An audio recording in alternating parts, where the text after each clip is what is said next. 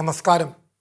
ഒരിക്കൽ ഒരു തടവറയിൽ കൊടും കുറ്റവാളികളെ മാത്രം പാർപ്പിച്ചിരിക്കുന്ന ഒരു ജയിലറയിൽ ഒരു തടവുകാരൻ നവാഗതനായ തൻ്റെ സഹതടവുകാരനോട് അയാൾ ചെയ്ത കുറ്റകൃത്യത്തെക്കുറിച്ച് ചോദിച്ചുവത്രേ.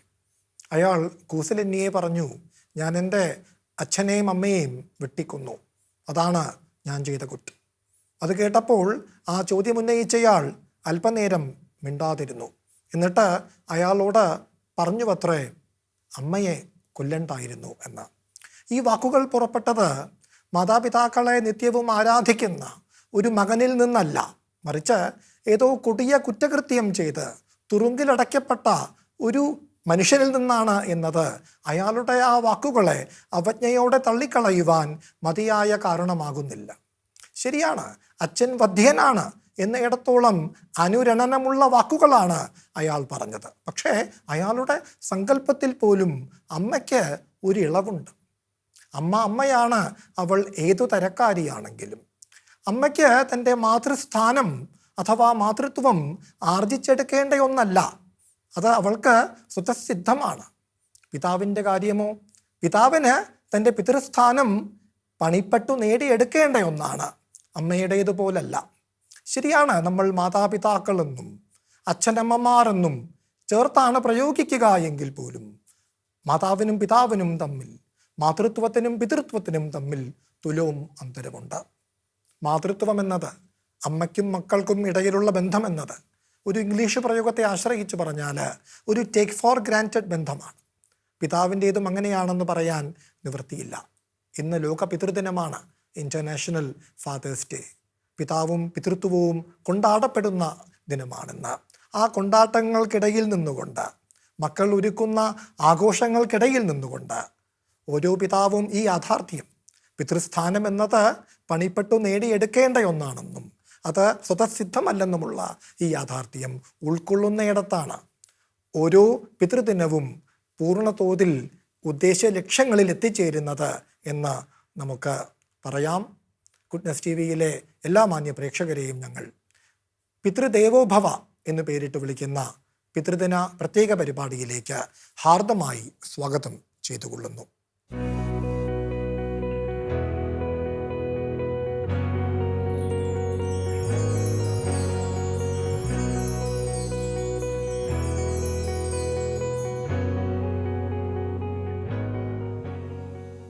ഇന്ന് ഇവിടെ തൃശ്ശൂർ ജില്ലയിലെ മുല്ലശ്ശേരി ഗവൺമെൻറ് ഹയർ സെക്കൻഡറി സ്കൂളിൽ സൈക്കോ സോഷ്യൽ സ്കൂൾ കൗൺസിലറായി പ്രവർത്തിക്കുന്ന മിസ്സസ് നൈസി വിശിഷ്ട അതിഥിയായി എത്തിയിട്ടുണ്ട്. മിസ്സസ് നൈസിയെ ഇന്നത്തെ പ്രത്യേക പരിപാടിയിലേക്ക് ഹാർദമായി സ്വാഗതം ചെയ്തുകൊള്ളുന്നു. നമസ്കാരം ടീച്ചർ, ഈ പിതൃദിനത്തിൻ്റെ അന്ന് ഏത് പൂവാണ് മക്കൾ പിതാക്കന്മാർക്ക് സമ്മാനമായി നൽകുന്നത് എന്നൊന്ന് ഓർക്കാമോ? സാധാരണയായി ചുവന്ന നിറത്തിലുള്ള റോസ് പൂക്കളാണ് അച്ഛന്മാർക്ക് കുട്ടികൾ സമ്മാനമായി നൽകുന്നത്. ശരിയാണ്. ടീച്ചറെ പോലൊരു ടീച്ചർ ആയിടെ മാത്രം കുട്ടി ജനിച്ച എൻ്റെ സഹപ്രവർത്തകനായ മാഷോട് ഇങ്ങനെ പറഞ്ഞു, ഇനിയാണ് മാഷ് സൂക്ഷിക്കേണ്ടത് കേട്ടോ. കാരണം ഇനി മാഷിൻ്റെ കുട്ടി മാഷിനെ എല്ലാ തരത്തിലും അനുകരിക്കാനിരിക്കുകയാണ്. മാഷ് എന്തൊക്കെ ചെയ്യുന്നുവോ അതൊക്കെ അവനും ചെയ്യും. അതുകൊണ്ട് മാഷ് സൂക്ഷിച്ചോളൂ എന്നൊരു താക്കീത് നൽകുകയുണ്ടായി. അതിലൂടെ ടീച്ചർ ഉദ്ദേശിച്ചത് എനിക്ക് തോന്നുന്നു ഇതായിരിക്കണം, മാഷ് അനുകരിക്കത്തക്കവനാവണം എന്ന. ഈ ശീലങ്ങൾ, ദുശീലങ്ങൾ പ്രത്യേകിച്ച്, അവ വേഗം മറ്റുള്ളവരിലേക്ക് സംക്രമിക്കുകയാണ് പതിവ്. അപ്പോൾ കുട്ടികൾ, പിതാക്കന്മാരെ അന്ധമായി അനുകരിക്കുന്ന കുട്ടികൾ ഭാവിയിൽ അതോർത്ത് പശ്ചാത്തപിക്കേണ്ടി വരാൻ പാടില്ല എന്നാവണം ടീച്ചർ ഉദ്ദേശിച്ചത്. അതായത് ഒരു കുട്ടി ഭാവിയിൽ തന്നിൽ ഒരു ദുശീലം നോക്കിക്കാണുമ്പോൾ അത് പണ്ട് താൻ തൻ്റെ പിതാവിനെ അന്ധമായി അനുകരിച്ചത് കൊണ്ട് കിട്ടിയതാണ് എന്നോർത്ത് ദുഃഖിക്കേണ്ടി വരാൻ പാടില്ല. ഒരു മനുഷ്യനൊരു ശീലമുണ്ടെങ്കിൽ അത് ദുശീലമാവട്ടെ സൗശീല്യമാവട്ടെ, അത് അയാളുമായി ഇടപെടുന്ന എല്ലാവരിലേക്കും അത് സംക്രമിക്കുകയാണ് പതിവ്. അപ്പോൾ ഒരു പിതാവിന് പറയാൻ നിർവാഹമില്ല, എൻ്റെ ദുശീലം എന്നോട് കൂടി പോയിക്കൊള്ളട്ടെ, അത് അയാളുമായി ഇടപെടുന്ന ഏവരിലേക്കും അത് സംക്രമിക്കുക തന്നെ ചെയ്യും. അപ്പോൾ സ്വന്തം മക്കളിലേക്ക്, അടുത്ത തലമുറയിലേക്ക് സംക്രമിക്കുമെന്ന് പ്രത്യേകിച്ച് പറയേണ്ടല്ലോ. അപ്പോൾ പിതാവ് അനുകരിക്കത്തക്കവനാകണം എന്ന് പറയുന്നതിൽ കഴമ്പുണ്ട് അല്ലേ? അതിനെക്കുറിച്ച് ഒരു സ്കൂൾ കൗൺസിലർ എന്ന നിലയ്ക്ക് ടീച്ചർക്ക് എന്തൊക്കെയാണ് പറയാനുള്ളത്? തീർച്ചയായും കുട്ടികളിലെ ശീലങ്ങൾ കണ്ടുവളരുന്നത് സ്വന്തം വീടുകളിൽ നിന്ന് തന്നെയാണ്. മാതാപിതാക്കന്മാരെയാണ് കൂടുതലും കുട്ടികൾ അനുകരിക്കുന്നത്. തീർച്ചയായും മാതാപിതാക്കൾ തന്നെയാണ് കുട്ടികളുടെ റോൾ മോഡലായിട്ട് വരുന്നത്. പിന്നീട് കുട്ടികളിൽ കാണുന്ന ശാന്ത സ്വഭാവം അല്ലെങ്കിൽ ദുർവാശി, ഭയപ്പാട്, ഇതെല്ലാം കുട്ടികളിൽ കണ്ടുവരുന്നത് അല്ലെങ്കിൽ പഠിച്ചു വരുന്നത് സ്വന്തം വീട്ടുകളിൽ നിന്ന് തന്നെയാണ്. ഒരു പിതാവ് എന്നാൽ കുട്ടികളെ സംബന്ധിച്ചിടത്തോളം ഒരു റോൾ മോഡൽ ആവുന്നത് പലപ്പോഴും നല്ല ശീലങ്ങൾ കാണിക്കുമ്പോഴാണ് അല്ലെങ്കിൽ കാണിച്ചു കൊടുക്കുമ്പോഴാണ്. 3 വയസ്സ് വരെയുള്ള കുട്ടികൾ ബ്ലോട്ടിംഗ് പേപ്പർ പോലെ, അത് ടിഷ്യൂ പേപ്പർ ഒപ്പിയെടുക്കുന്ന പോലെ വീട്ടിൽ നിന്നുള്ള എല്ലാ രീതികളിലുള്ള സ്വഭാവങ്ങളും ഗൃഹാന്തരീക്ഷങ്ങളും ഒപ്പിയെടുക്കുന്നു. സ്കൂളിൽ പോയി കഴിഞ്ഞാൽ ഇതെല്ലാം മാറിക്കൊള്ളും, ആ ശീലങ്ങളെല്ലാം മാറിക്കൊള്ളും എന്ന് നമ്മൾ വിചാരിക്കുന്നത് വെറുതെയാണ്. കുട്ടികളുടെ ഒരു 3/4% വ്യക്തിത്വവും വികസിക്കുന്നത് സ്വന്തം വീടുകളിൽ നിന്ന് തന്നെയാണ്. അപ്പോൾ കുട്ടി ജനിക്കുന്നതോടെ, നേരത്തെ മാഷി പറഞ്ഞ പോലെ, ഒരു കുട്ടി ജനിക്കുന്നതോടുകൂടി വീട്ടിലുള്ള ഗൃഹാന്തരീക്ഷവും കൂടി നമ്മൾ ഒരുക്കേണ്ടതുണ്ട്. തീർച്ചയായിട്ടും ഭാര്യയും ഭർത്താവും തമ്മിലുള്ള ബന്ധമായാലും മറ്റ് സമൂഹത്തോടുള്ള ഇടപഴകലായാലും അയൽവാസികളോടുള്ള ഇടപഴകലായാലും അതൊരു നല്ല രീതിയിൽ കൊണ്ടുപോയാൽ ഏറ്റവും നല്ലത്. നമ്മൾ കുട്ടികളിൽ എന്ത് സ്വഭാവം കാണണമെന്ന് ആഗ്രഹിക്കുന്നുവോ ആ ശീലങ്ങൾ നമ്മളിൽ തന്നെ ആദ്യം കൊണ്ടുവരിക. നമ്മളിൽ ഇല്ലാത്ത ശീലങ്ങൾ കുട്ടികളിൽ കൊണ്ടുവരണം എന്ന് പറഞ്ഞാൽ അത് നടത്താൻ കുറച്ച് ബുദ്ധിമുട്ടാണ്. പക്ഷെ നമ്മൾ ആ ശീലങ്ങൾ നമ്മുടെ വീടുകളിൽ തന്നെ പാലിക്കുകയാണെങ്കിൽ, ആ ഹാബിറ്റ് കൊണ്ടുവരികയാണെങ്കിൽ, കുട്ടികൾ അത് അറിയാതെ തന്നെ അവരിലേക്ക് കൊണ്ടുവരികയും പുറത്ത് ഒരു സമൂഹവുമായി ഇടപഴകുമ്പോൾ അത് നമുക്ക് പ്രതിഫലിപ്പിക്കാൻ സാധിക്കുകയും ചെയ്യും.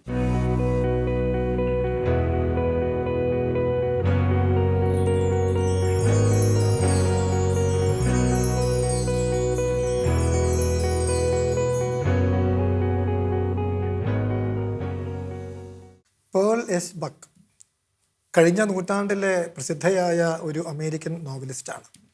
അവരുടെ കഥകളും നോവലുകളും ഇന്നും ചർച്ച ചെയ്യപ്പെടുന്നുണ്ട്, വായിക്കപ്പെടുന്നുമുണ്ട്. അവർക്കൊരു വിശേഷണമുണ്ട്. പുലിറ്റ്സർ സമ്മാനവും നൊബേൽ സമ്മാനവും നേടുന്ന ആദ്യത്തെ അമേരിക്കൻ എഴുത്തുകാരിയാണ് അവർ. അവരുടെ ഒരു പ്രസിദ്ധമായ ഒരു ചെറുകഥയെക്കുറിച്ചാണ് ഇവിടെ പറയാൻ ഉദ്ദേശിക്കുന്നത്. A Christmas day in the morning എന്നാണ് ആ ചെറുകഥയുടെ പേര്. കഥ തുടങ്ങുമ്പോൾ ലേഖകൻ തൻ്റെ 15ാമത്തെ വയസ്സിലേക്ക് ഒരു മടക്കയാത്ര നടത്തുകയാണ് ഓർമ്മയിലൂടെ. അയാൾ അന്ന് ഒരു ഇടത്തരം കുടുംബത്തിലെ അംഗമാണ്. പിതാവ് ഒരു കൃഷിക്കാരനാണ്. വീടിനോട് ചേർന്ന് ഒരു കളപ്പുരയുണ്ട്, ഒരു കാലിത്തൊഴുത്തുണ്ട്. അമ്മ വീട്ടമ്മയാണ്, താഴെ സഹോദരങ്ങളുണ്ട്. അയാളാണ് മൂത്തവൻ. പിതാവ് എല്ലാ ദിവസവും രാവിലെ വീട്ടിൽ നിന്ന് കാലിത്തൊഴുത്തിലേക്ക് പോകും പാല് കറക്കാനായിട്ട്. 4 മണിക്ക്, പുലർച്ചെ 4 മണിക്ക്. മകനെ നിയമേന വിളിച്ചുണർത്തുകയും ചെയ്യും. മോനെ വരൂ, എന്നോടൊപ്പം വരൂ, സഹായിക്കാൻ കൂടുവെന്ന് പറയും. മകൻ ശരിയച്ച എന്ന് പറഞ്ഞുകൊണ്ട് ചുരുണ്ടു മൂടി ഉറങ്ങുകയാണ് പതിവ്. വല്ലപ്പോഴും മാത്രമേ അച്ഛനോടൊപ്പം മകൻ സഹായിക്കാൻ കൂടുകയുള്ളൂ. കഥ അങ്ങനെ നീളവേ ക്രിസ്മസ് ദിനം വരവായി. ഒരിക്കൽ ആയിടെ മകൻ പിതാവും മാതാവും തമ്മിൽ നടത്തുന്ന ഒരു സംഭാഷണം എതിർച്ചയാ കേൾക്കാനിടയാകുന്നു. തന്നെക്കുറിച്ചാണ് അവർ സംസാരിക്കുന്നത്. അമ്മ പറയും, നിങ്ങൾ നിർബന്ധിച്ച് മകനെ കൂടി കൂട്ടിക്കൊണ്ടു പോകണം. നിങ്ങളെ കൊണ്ട് ഒറ്റയ്ക്കാവില്ല, നിങ്ങൾക്ക് പ്രായമായി, അവനും ഇതൊക്കെ പഠിക്കേണ്ടതല്ലേ, മനസ്സിലാക്കേണ്ടതല്ലേ എന്ന്. പിതാവ് പറയും, നീ ഒന്ന് കാണണം അവൻ കിടന്നുറങ്ങുന്നത്. ആ ഗാഠമായി അവൻ ഉറങ്ങുന്നത് കാണുമ്പോൾ എനിക്കവൻ ഉണർത്താൻ മനസ്സ് വരുന്നില്ല. ആ വാക്കുകളിൽ മകൻ സ്നേഹം തൊട്ടറിയുകയാണ്. ക്രിസ്മസ് ദിനത്തിലൊക്കെ കുടുംബാംഗങ്ങൾ തമ്മിൽ സമ്മാനങ്ങൾ കൈമാറുമല്ലോ. ഇവൻ അച്ഛന് നൽകാനായിട്ട് ഒരു നെക്ക് ടൈ മേടിച്ച് വെച്ചിട്ടുണ്ട്.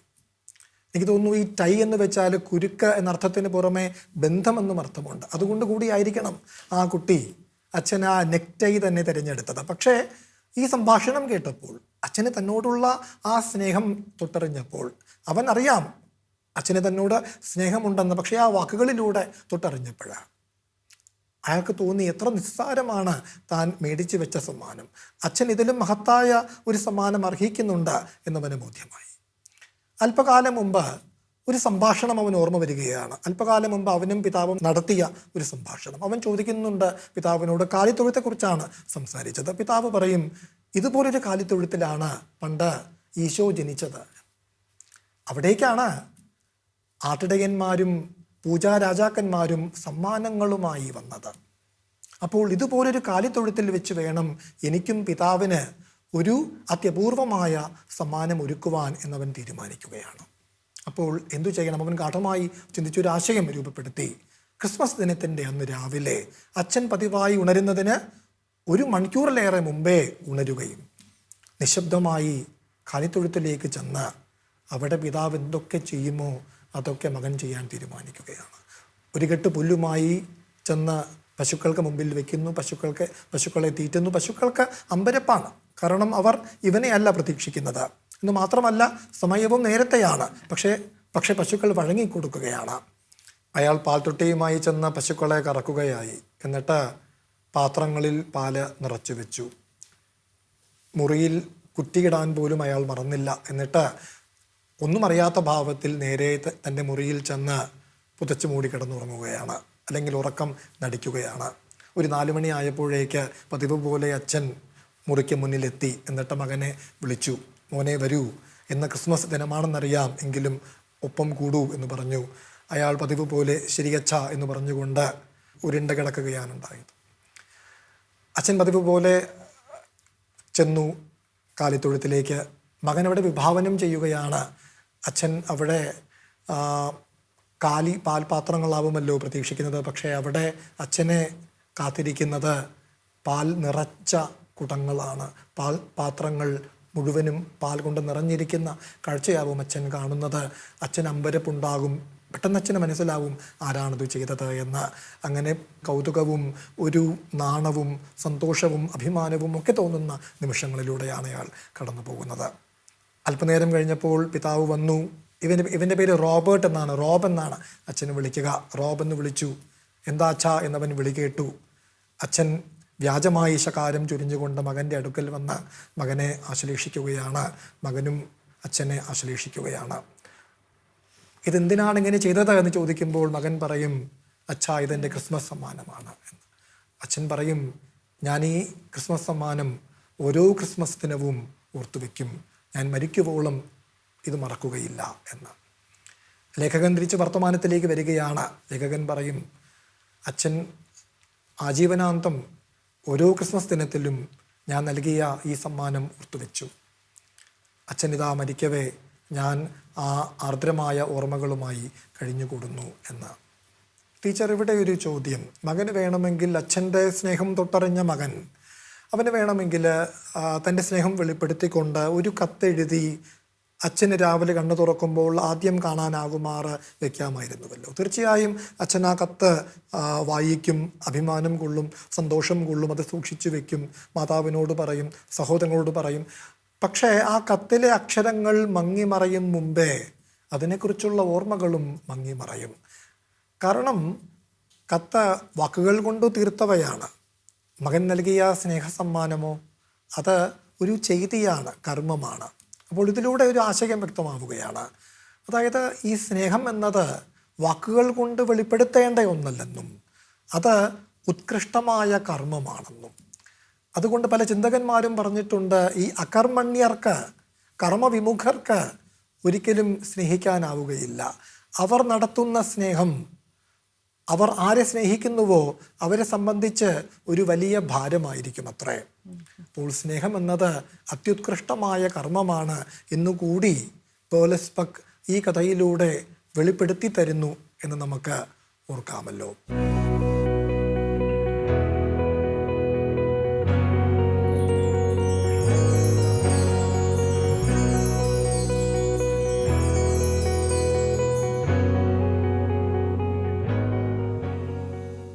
ടീച്ചർ ഈ സ്കൂൾ കൗൺസിലർ എന്ന നിലയിൽ ടീച്ചർ ജോലി ചെയ്യുന്ന 2ാമത്തെ സ്കൂളാണല്ലോ Mullassery government higher secondary school. അതിന് മുമ്പ് മുപ്ലിയം ഗവൺമെൻറ് ഹയർ സെക്കൻഡറി സ്കൂളിലായിരുന്നു.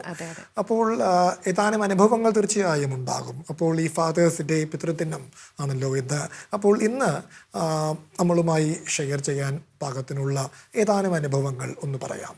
തീർച്ചയായും പറയാം. എൻ്റെ അനുഭവത്തിൽ മറക്കാതെ കിടക്കുന്ന രണ്ടനുഭവങ്ങളുണ്ട്. ഒന്ന് മുപ്ലിം സ്കൂളിൽ നിന്നും പിന്നെ ഒന്ന് മുല്ലശ്ശേരി സ്കൂളിൽ നിന്നുമാണ്. അപ്പോൾ ഞാൻ പറഞ്ഞല്ലോ, അച്ഛന്മാർ സാധാരണ കുട്ടികളുടെ എല്ലാ കാര്യങ്ങളും നിറവേറ്റി കൊടുക്കും. പക്ഷെ ഇത് അതിൽ നിന്ന് വ്യത്യസ്തമായി തന്നെ സ്റ്റെപ്പ് ഫാദർ എന്ന നിലയിൽ അവർ ഉത്തരവാദിത്തങ്ങൾ ചെയ്തു കൊടുക്കുന്ന ഒരു അനുഭവമാണ് ഉണ്ടായിരുന്നത്. നമുക്ക് സമൂഹത്തിൽ സ്റ്റെപ്പ് ഫാദറിൽ നിന്നും ഒരുപാട് ദുരനുഭവങ്ങൾ കുട്ടികൾക്ക് ഉണ്ടാവുന്നത് നമുക്ക് കാണാം. പക്ഷെ എൻ്റെ ഒരു അനുഭവത്തിൽ ഞാൻ ഈ മറക്കാതെ സൂക്ഷിക്കുന്നത്, നല്ല അനുഭവങ്ങളാണല്ലോ എപ്പോഴും നമ്മൾ മറക്കാതെ മനസ്സിൽ സൂക്ഷിക്കുക. അപ്പോൾ ആദ്യമായി തന്നെ ഒരു മുസ്ലിം സ്കൂളിൽ നിന്നുള്ള ഒരു അനുഭവം എന്താണെന്ന് വെച്ച് കഴിഞ്ഞാൽ, ഒരു 5ാം ക്ലാസ്സിലോ 6ാം ക്ലാസ്സിലോ പഠിക്കുന്ന ഒരു പെൺകുട്ടിയാണ്. അവളൊരു കത്തുമായി എൻ്റെ അടുത്തോട്ട് വരികയാണ്.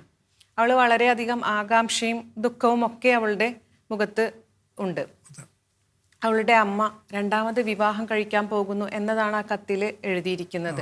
അതിനോടൊപ്പം തന്നെ അവളുടെ ആകാംക്ഷയും, അവൾക്ക് ഏക ആശ്രയമായിരുന്ന, അവൾ സ്നേഹിക്കുന്ന, തൻ്റേത് മാത്രമായി സ്നേഹിക്കുന്ന അമ്മയാണ് ഇനി കല്യാണം കഴിക്കുന്നതോടുകൂടി, അമ്മ കല്യാണം കഴിക്കുന്നതോടുകൂടി ഇല്ലാതാവുന്നത്. അപ്പോൾ അവളുടെ സ്ഥാനം എവിടെയാണ്? ഞാൻ അമ്മയ്ക്ക് ആരുമല്ലാതാവുമോ എന്ന ആകാംക്ഷ ആ കുഞ്ഞു വരികളിലൂടെ എനിക്ക് വായിച്ച് മനസ്സിലാക്കാനായിട്ട് സാധിച്ചു. ഒപ്പം എനിക്കൊരു ആകാംക്ഷയുമുണ്ട്, അല്ലെങ്കിൽ എനിക്കൊരു വേവലാതി കൂടി വന്നു. ഇനി ഒരാൾ വരുമ്പോൾ, അമ്മയെ വിവാഹം കഴിച്ച ഒരാൾ വരുമ്പോൾ ഇവളുടെ സ്ഥാനം എന്താവും, അല്ലെങ്കിൽ ഇവളോടുള്ള ഒരു പെരുമാറ്റം എന്താവുമെന്ന് എൻ്റെയും മനസ്സിൻ്റെ ഉള്ളിൽ ഒരു ആകാംക്ഷയുണ്ട്.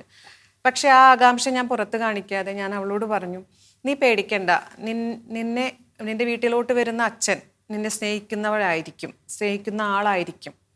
നിന്റെ അച്ഛനായി വരുന്ന ആൾക്ക് ആരൊക്കെയുണ്ട് എന്ന് ചോദിച്ചു. അപ്പോൾ അവൾ പറഞ്ഞു, 2 കുട്ടികൾ ഉണ്ട്, 2 ചേച്ചിമാരുണ്ട് എന്ന് പറഞ്ഞു. അപ്പോൾ ഞാൻ അവളോട് പറഞ്ഞു, തീർച്ചയായും ഈ ചേച്ചിമാർ നിന്റെ സ്വന്തം എന്ന് തന്നെ നീ കരുതുക. അച്ഛൻ നിന്റെ എല്ലാ കാര്യങ്ങളിലും ശ്രദ്ധ പതിപ്പിക്കുന്ന ആളായിരിക്കും. അവളിൽ നിന്നെ കരുതൽ ഉണ്ടായിരിക്കുമെന്ന് ഞാൻ പറഞ്ഞ് സമാധാനിപ്പിച്ചു വിട്ടു. പിന്നീട് 2 ആഴ്ച കഴിഞ്ഞപ്പോൾ വളരെയേറെ സന്തോഷവതിയായി അവൾ എന്നെ വന്ന് കണ്ടു. 2 ദിവസമായി അച്ഛൻ എന്നെ സൈക്കിളിലാണ് സ്കൂളിലോട്ട് കൊണ്ടുവിട്ടത് എന്ന് പറഞ്ഞ് സന്തോഷവതിയായി കാണപ്പെട്ടു. അതിൽ എനിക്കും സന്തോഷമുണ്ടായി. അപ്പോൾ അയാൾ കരുതുന്നുണ്ടാവണം, ആ കുട്ടിയെ ശ്രദ്ധിക്കുന്നുണ്ടാവണം എന്ന് എനിക്ക് തോന്നി. 2ാമത്തെ കഥ എടുക്കുന്നത് അത് മുല്ലശ്ശേരി സ്കൂളിൽ നിന്നുള്ള ഒരു അനുഭവം തന്നെയാണ്. അത് ഒരു 8ാം ക്ലാസ്സിൽ പഠിക്കുന്ന ആൺകുട്ടിയുടെ അനുഭവമാണ്. ഈ പറഞ്ഞ പോലെ അവൻ്റെയും ജീവിതത്തിലോട്ട് ഒരു സ്റ്റെപ്പ് ഫാദർ കടന്നു വരികയാണ്. അവൻ ഏക ആശ്രയം അമ്മ എന്ന് പറയുന്ന ഒരു അമ്മയാണ് അവന് സ്നേഹിക്കാനുള്ളത്. ആ അമ്മയിൽ നിന്നും ഒരാൾ കൂടി അവൻ്റെ ജീവിതത്തിലോട്ട് വരുന്നു എന്ന് പറയുമ്പോൾ അതിന് തീർച്ചയായിട്ടും ഉൾക്കൊള്ളാൻ പറ്റാത്ത രീതിയിലുള്ള സ്വഭാവ പെരുമാറ്റത്തിലുള്ള പ്രശ്നങ്ങൾ അവൻ കാണിച്ചിരുന്നു. അവന് ദേഷ്യക്കൂടുതൽ കാണിച്ചിരുന്നു, പഠിക്കാൻ തീരെ ഇൻട്രസ്റ്റ് ഉണ്ടായിരുന്നില്ല, ടീച്ചർമാരോട് തറുതല പറയുന്ന ഒരു ബുദ്ധിമുട്ടെല്ലാം അവൻ കാണിച്ചിരുന്നു. അത് ഓരോ ക്ലാസ് എത്തുന്തോറും, അത് ഒരു 8, 9 എന്ന നിലയിൽ എത്തുമ്പോഴും അവനിൽ വലിയ മാറ്റങ്ങളൊന്നും ഉണ്ടായിരുന്നില്ല. കാരണം അവന് കിട്ടാനുള്ള സ്നേഹം പകുത്തു പോകുന്ന വേവലാതി കൂടി വന്ന് അവൻ്റെ സ്വഭാവത്തിലുള്ള പെരുമാറ്റ വൈകല്യങ്ങളും കൂടി വന്നു. ഒരു പരീക്ഷാ കാലഘട്ടമായപ്പോൾ കൂട്ടുകാരുമായി തല്ലുപിടിക്കുന്ന കുട്ടിയെയാണ് ഞാൻ കാണുന്നത്. അവിടെ നിന്ന് ഞാൻ 2 പേരെയും പിടിച്ചു മാറ്റി ഇവൻ്റെ അച്ഛനെയും അമ്മയെയും വിളിച്ചു വരുത്തി 2 പേരോടുമായി സംസാരിച്ചു. അച്ഛനോട് പറഞ്ഞു, നിങ്ങൾ അവനോട് പെരുമാറുന്ന രീതികളിൽ എന്തെങ്കിലും ഒന്ന് മാറ്റം വരുത്തണം. അപ്പോൾ അച്ഛൻ വളരെയേറെ വിഷമത്തോട് തന്നെ എന്നോട് പറഞ്ഞു, ഞാൻ എൻ്റെ മകനായി തന്നെയാണ് അവനെ സ്നേഹിക്കുന്നത്, പക്ഷെ അവനത് ഉൾക്കൊണ്ടിട്ടില്ല. കൂടെ അമ്മ 2ാമതും കൂടി ഗർഭിണിയായപ്പോൾ അവന് ടെൻഷനും ആകാംക്ഷയും കൂടി വന്നു. എന്നെ ഇനി ആ വീട്ടിൽ ആർക്കും വേണ്ട എന്നാണ് അവൻ എപ്പോഴും പറയാറ്. പരീക്ഷാ കാലഘട്ടമായപ്പോൾ ഞാൻ അച്ഛനോട് പറഞ്ഞു, ഇനിയും ഈ തല്ലുകൂടൽ ചിലപ്പോൾ ആവർത്തിക്കാനായിട്ടുള്ള ചാൻസസ് ഉണ്ട്. അതുകൊണ്ട് നിങ്ങൾ തന്നെ ഇവനെ കൊണ്ടുവന്ന് പരീക്ഷാ ദിനങ്ങളിൽ കൊണ്ടുവന്ന് തിരികെ കൊണ്ടുപോകണമെന്ന് ഞാൻ ശഠിച്ചു. കൂടെ പറഞ്ഞു, അവൻ്റെ പഠനത്തിലും കുറച്ച് ശ്രദ്ധ കേന്ദ്രീകരിക്കണം, കൂടെ ഇരുത്തി പഠിപ്പിക്കണം, അല്ലെങ്കിൽ അമ്മയോട് പറയണം അവൻ്റെ കൂടെ ഇരുന്ന് പഠനകാര്യങ്ങളിൽ ശ്രദ്ധ ചെലുത്താൻ. തീർച്ചയായിട്ടും അവരെൻ്റെ വാക്കുകൾ ഉൾക്കൊണ്ടു. അവർ പഠിപ്പിലും മറ്റു കാര്യങ്ങളിലും കുറച്ചുകൂടി സ്നേഹത്തോടു കൂടെ അവനെ പെരുമാറുകയും അവനെ പരീക്ഷാ ദിനങ്ങളിൽ കൊണ്ടുവന്ന് ആക്കുകയും ചെയ്തപ്പോൾ അവനിൽ കുറേശ്ശെ മാറ്റങ്ങളുണ്ട്. പരീക്ഷയിൽ അവൻ വിജയിച്ചു ഒരുപാട് മാർക്കോടുകൂടി അല്ലെങ്കിലും തന്നെ അവൻ ആ പരീക്ഷ കടന്ന് അടുത്ത പഠനത്തിനായി വേറെ സ്കൂളുകളിൽ ചേർന്ന് പോകുകയും ചെയ്തു. അത് വളരെയേറെ ഒരു നല്ല അനുഭവമായിട്ട് എൻ്റെ മനസ്സിൽ തങ്ങി നിൽക്കുന്നു. തീർച്ചയായും. അപ്പോൾ ഈ സ്റ്റെപ്പ് ഫാദേഴ്സിനെ കുറിച്ച് സമൂഹത്തിലൊരു ദുഷ്പ്രതീതി ഉണ്ടല്ലോ, അവർ ചീത്തയാണ് എന്നൊരു പ്രതീതിയുണ്ട്. പക്ഷേ ടീച്ചറുടെ അനുഭവ കഥകളിലൂടെ വ്യക്തമാവുന്നത് വളർത്തച്ഛന്മാരിലും നല്ല ആളുകളുണ്ട്, കരുതൽ ഉള്ളവരുണ്ട് എന്നത് വളരെ സന്തോഷകരമാണ്.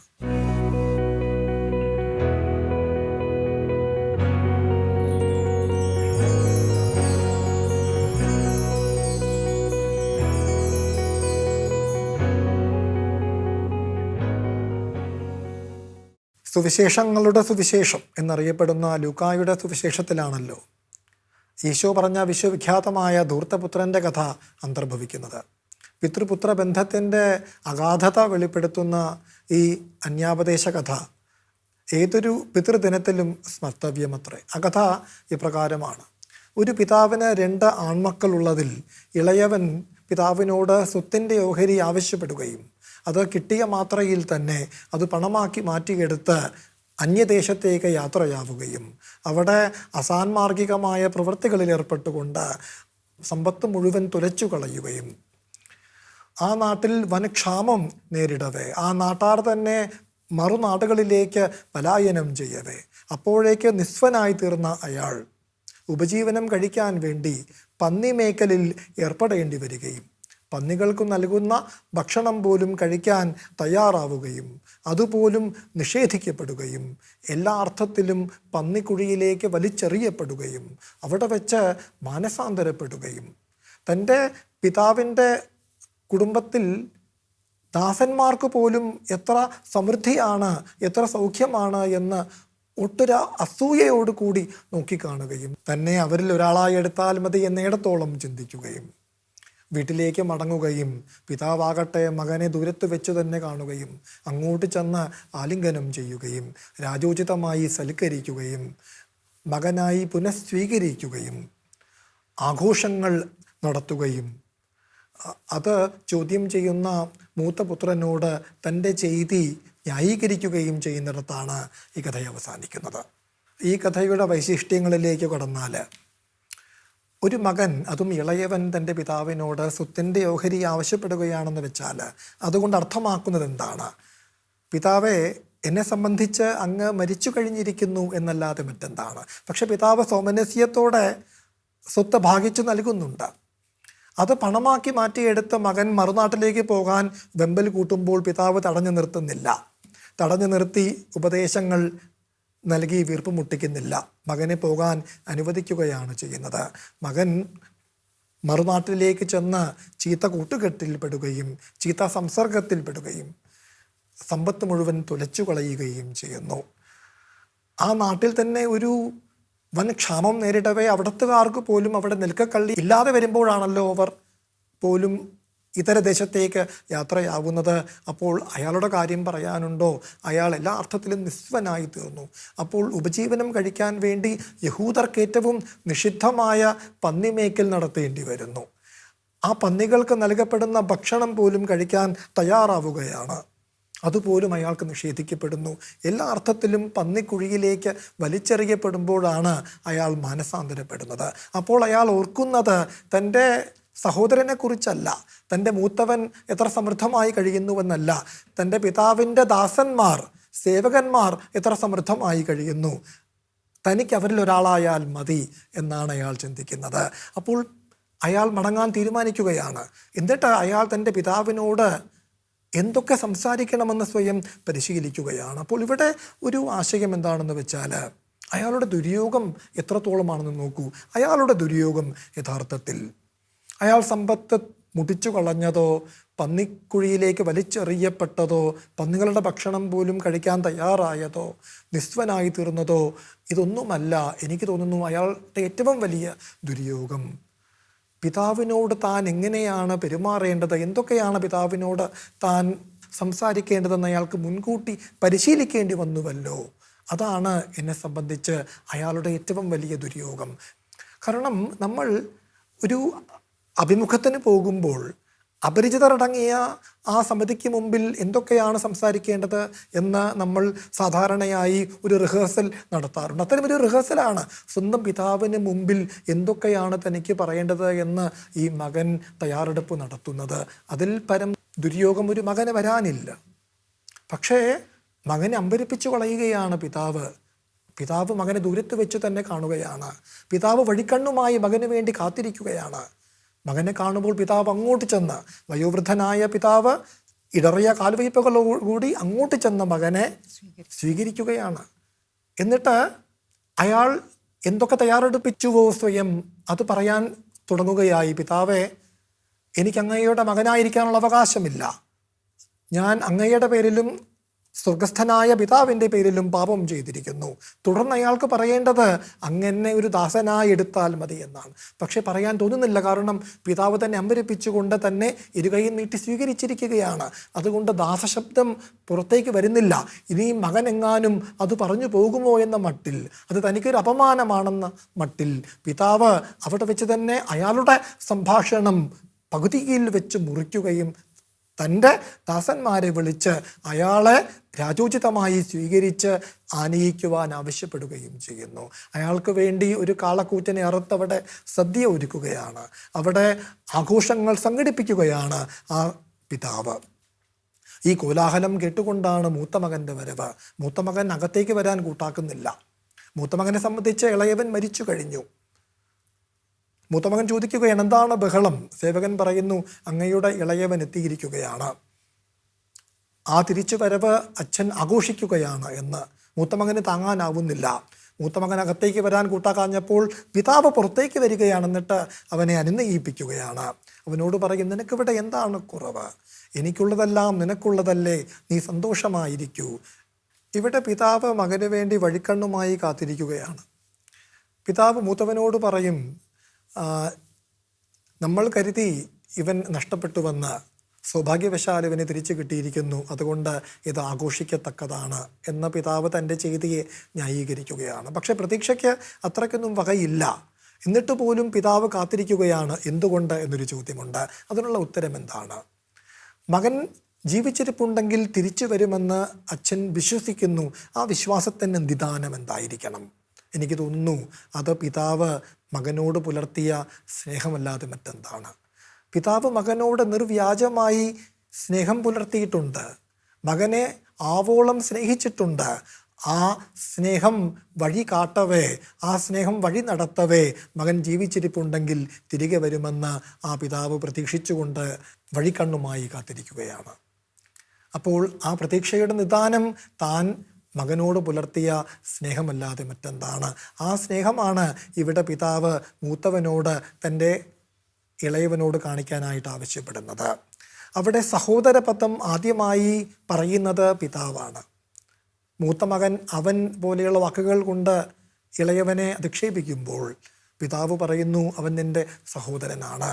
അതായത് ഒരു പിതാവെന്ന നിലയിൽ ഞാൻ എൻ്റെ കർത്തവ്യം ചെയ്തു കഴിഞ്ഞു, ഇനി നിൻ്റെ ഊഴമാണ് എന്ന മട്ടിൽ.